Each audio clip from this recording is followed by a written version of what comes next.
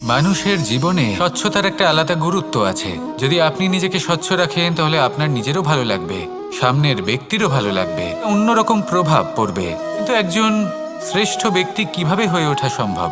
যার মধ্যে গুণ আছে, শিক্ষা আছে, শুভ চেতনা আছে, যিনি সৎকর্ম করেন। কিভাবে হব সেই ব্যক্তি যার মধ্যে জ্ঞান আছে?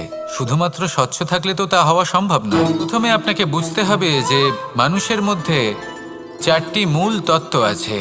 প্রথম হলো তার শরীর, দ্বারা উনি যে কোনো কর্ম করে থাকেন। দ্বিতীয় তত্ত্ব হলো তার মন, যার দ্বারা কোনো কর্ম করার জন্য সে নিজেকে প্রেরণা দিতে থাকে।